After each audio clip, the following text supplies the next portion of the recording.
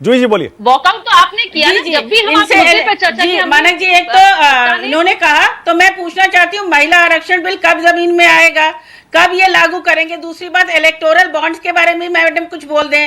राम मंदिर में जो राम पथ बिल्कुल ही बैठ गया है और राम मंदिर में जो पानी गिर रहा है, जिसके विषय में सब लोग कह रहे हैं कि छत नहीं लीक कर रही है, आप L&T और टाटा के इंजीनियर से पूछ लीजिए, ये तो होना ही था।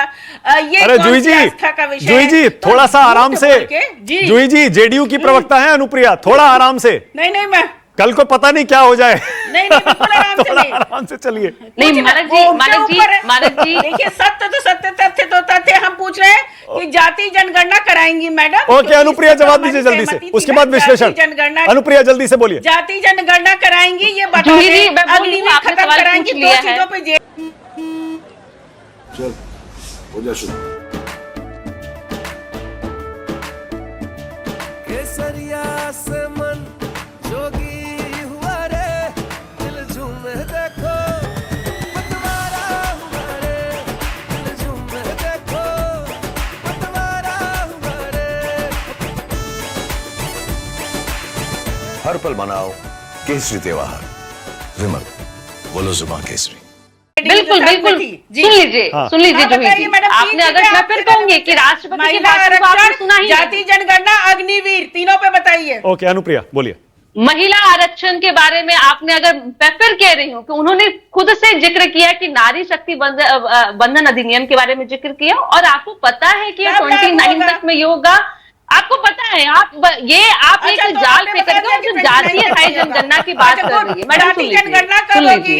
जाति जनगणना कब होगी? कब शुरू करवाएंगी? मैं बोलूं? अरे बोलने, जूही जी बोलने तो दीजिए।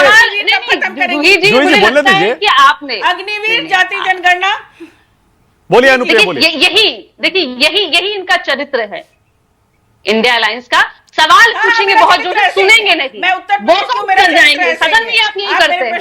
सुन लीजिए ना मैडम। अरे जूही जी बोलने तो दीजिए, सुन लीजिए, बोलने तो दीजिए। हाँ बोलिए अनुप्रिया बोलिए। कि देखिए, जो इंडिया अलायंस, आप जिस अलायंस की बात कर रहे हैं, कहीं तो अलायंस है भी नहीं। और रहा कि जातीय आधारित जनगणना पे अगर हमसे सवाल पूछ रही है जूही जी, मुझे फिर कह रहे हैं कि आपकी नैतिक आधार आपके पास में है ही नहीं, क्योंकि हमने अपने राज्य में, मैं भी पार्टी से हूँ, मैं भी लोग कि हमारी सरकार ने अपनी आर्थिक बल इस्तेमाल करके बोलने तो दीजिए। बिहार में जाति और आरक्षण की सीमा का, आप सुन ही नहीं रही। जूही जी बोलने दीजिए ना। अरे जूही जी रुकिए ना, सबसे युवा है इस पैनल में, सबसे युवा है अनुप्रिया और जेडीयू। अरे कमाल है, अपने पुराने संबंधों का ही हवाला ले लीजिए जेडीयू से, और फ्यूचर भी, आने वाले भी देखिए, संभावनाएं खुली हुई है। अरे जूही जी नहीं, अरे बोलने तो दीजिए। धमका क्यों रही है?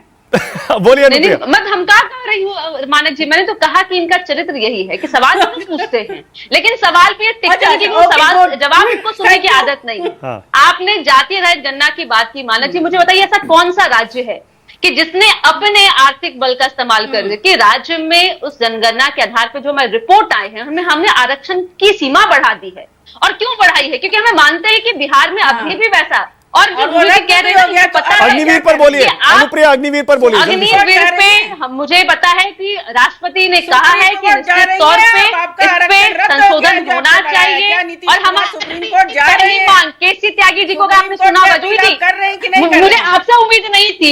मुझे आपसे उम्मीद नहीं थी, कि आप इस तरह से इंटरप्ट करेंगी। आप बहुत ही सीनियर हैं, इतना तो मुझे लगता है कि आप अरे जूही जी रुकिए ना प्लीज, जूही जी रुकिए ना एक मिनट, बोलने तो दीजिए। आपने इतने सारे सवाल पूछे, अनुप्रिया को बोलने तो दीजिए। जूही नहीं, बोलने तो दीजिए। अनुप्रिया अग्निवीर जल्दी से। निश्चित तौर पे मुझे याद है कि केसी त्यागी जी ने जैसे ही सरकार बनी, उन्होंने बधाई के साथ में इन मुद्दों पे भी कहा, और कुछ बातें जो रह गई हैं, मैं फिर कह रही हूँ, राष्ट्रपति जी के अभिभाषण में कुछ बातें अगर रह गई तो निश्चित तौर पे उन मुद्दे पे, बिहार को विशेष राज्य का दर्जा, अग्निवीर मामला, जाति आधारित गणना, इन मुद्दे पे हम अपनी सरकार संजीव श्रीवास्तव और अनंत विजय। संजीव श्रीवास्तव, अनंत विजय, थोड़ा विश्लेषण भी हो जाए आज।